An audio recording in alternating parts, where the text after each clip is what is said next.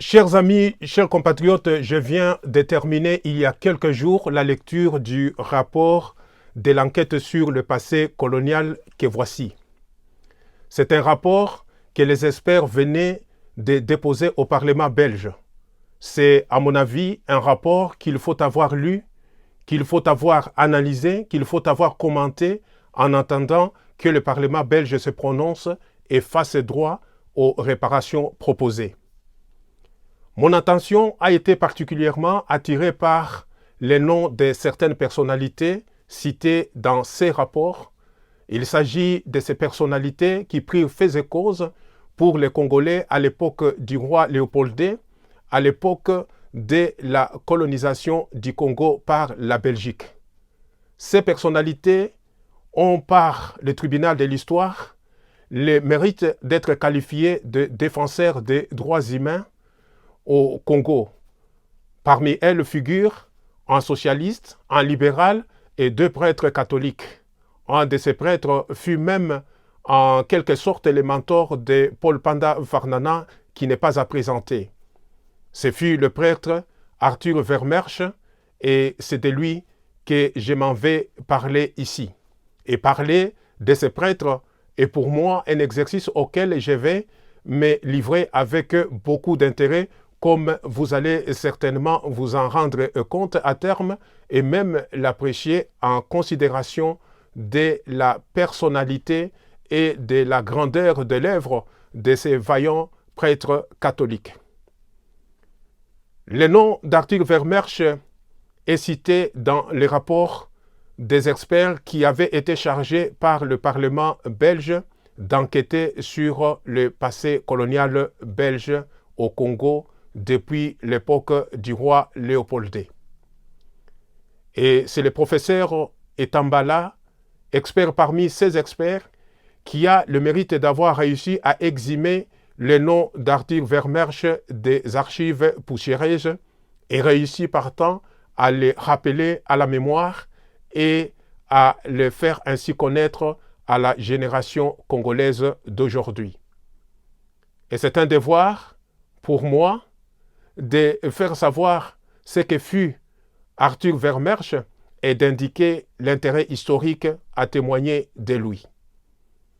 Parler d'Arthur Vermersch, c'est parler au passage de la question des terres congolaises qui furent confisquées à l'époque, de Paul Panda Varnana, d'Isidore Bakanja, les martyrs congolais, notamment de bien d'autres sujets dignes d'intérêt historique. Retenons de prime abord qu'Arthur Vermersch fut prêtre catholique de la Compagnie de Jésus. Certes, il fut de l'Église catholique, église privilégiée par la convention signée entre le pape et le roi Léopold II, église qui, pour prendre part à l'entreprise coloniale et à l'œuvre de l'évangélisation, reçut un fabuleux patrimoine des grands domaines et bénéficia de tant de facilités. Église qui faisait partie du trinôme colonial aux côtés du patronat et du pouvoir colonial. Église alors engagée à la propagande en faveur du roi Léopold II, de l'État indépendant du Congo et en faveur du Congo sous le régime colonial belge. Église chargée de justifier le pouvoir colonial. Mais tous les prêtres de cette église ne furent pas pour cette église-là. Malheureusement, ils n'étaient pas nombreux.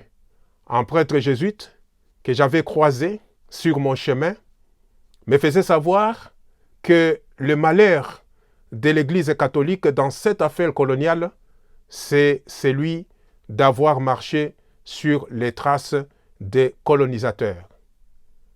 Mais tous les prêtres catholiques ne marchèrent pas de la même manière. Tel fut le cas d'Arthur Vermersch. Et il est juste de le reconnaître et d'en témoigner. Le père jésuite Arthur Vermersch fut de cette église-là, mais il ne fut pas casuistique, résigné face à l'injustice. Il fut en effet de ces jésuites exceptionnels par ses prises de position contre les abus des agents du roi Léopold II au Congo et de ceux qui s'étaient octroyés une mission de civilisation. Opposant au régime léopoldien, Arthur Vermersch fut missionnaire et défenseur des droits, notamment des droits humains à cette époque. Le père Arthur Vermersch fut contre l'occupation des terres congolaises par le roi Léopold II et il jugeait cela sans valeur les traités signés avec le chef coutumier qui ignorait le contenu de ces traités. Voici ce qu'il écrivit à l'époque. Je cite, « On évoque des traités conclus avec le chef nègre et c'est sérieux. Ce chef savait-il ce qu'il faisait? Avait-il le droit de conclure? Stanley leur avait-il donné en passant un petit cours d'économie politique? C'est lui supposer des scrupules qu'il n'eut jamais et une connaissance des dialectes qu'il n'eut davantage. D'ailleurs, on sait comment se font ces traités. On donnait au chef nègre une bouteille de rhum et une pièce de flanelle, puis un coup de canon tonné, on hissait le drapeau. Cela signifiait que les traités étaient conclus. Fin de citation. Arthur Vermersch qualifiait ces traités de pure fraude.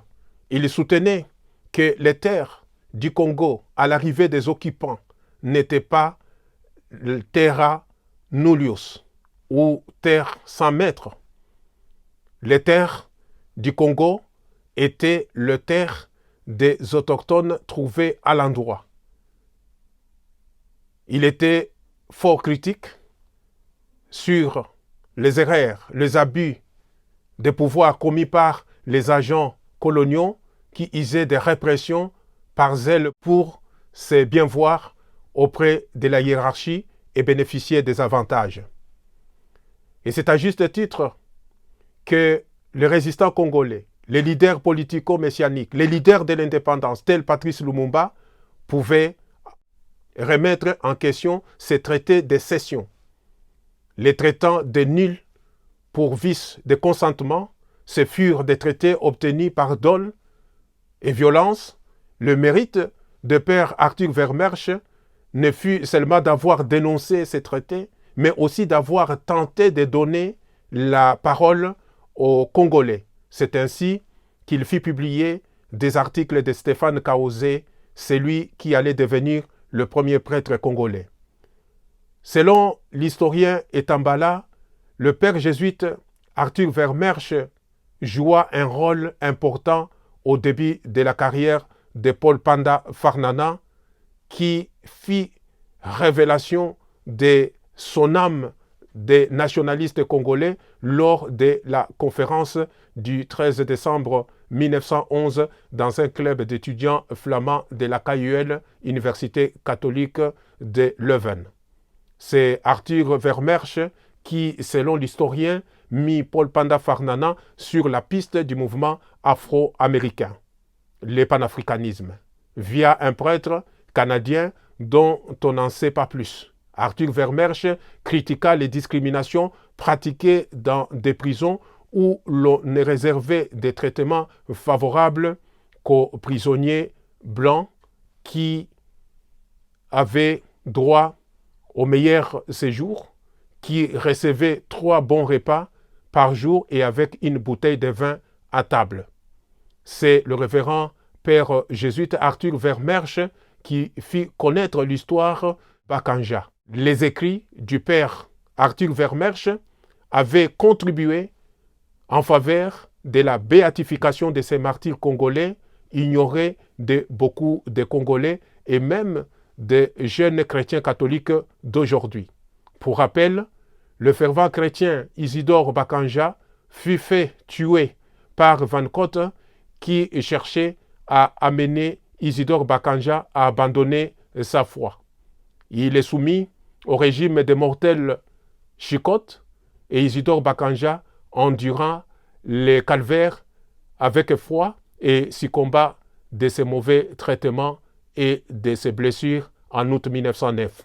Van Cotte, auteur de ces crimes odieux, comparu au tribunal de Kokilaville Mbandaka le 13 janvier 1910 et fut condamné le 12 août 1912 à 2 ans et demi et une amende de 500 francs. Une peine d'un procès que l'on peut juger complaisant au regard de la gravité du crime.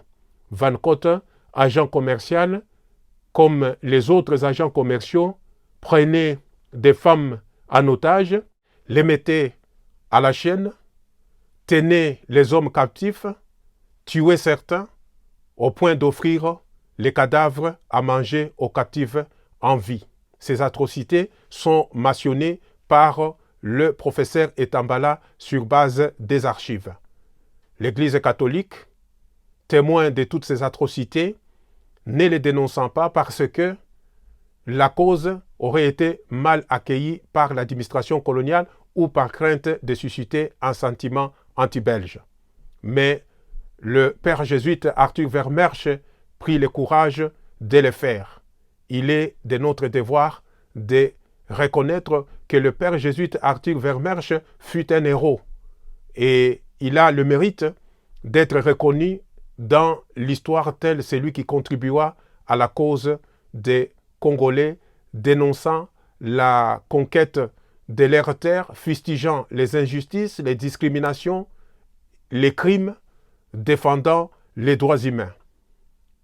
Voilà pourquoi il faille de faire part des choses quand il nous arrive de critiquer l'Église catholique sur les registres coloniaux, de ne pas perdre de vue qu'il y eut des prêtres catholiques qui prirent des distances face aux abus de la colonisation belge. Souvent, ceux qui, dans les cercles philosophiques ou mouvements de réveil religieux, critiquent l'Église catholique pour des raisons philosophiques, idéologiques ou politiques, à tort ou à raison, doivent se souvenir de ces quelques héros catholiques qui ne jouèrent pas aux pharisiens, mais prirent les risques de critiquer la colonisation toute puissante de l'époque. J'avais croisé à Liège un jésuite liégeois qui militait, non sans subir des coups, pour l'admission des jeunes Congolais au collège Albert Ier à Léopoldville, aujourd'hui collège Boboto. Père Van Vink ne fut-il pas le mentor des Nzalandou, celui qui l'inspira à fonder Abaco? Un autre jésuite, le révérend Allard, qui, opposant à l'occupation et confiscation des terres congolaises, ne déclarait-il pas au Congrès colonial national de 1920, je cite, qu'on ne peut vendre la terre qui appartient aux Congolais, pas plus qu'on ne vend le soleil, fin de citation. Cela vaut une leçon pour aujourd'hui. Merci de m'avoir suivi avec beaucoup d'attention, avec beaucoup de patience, avec plaisir et avec joie de vous retrouver très prochainement.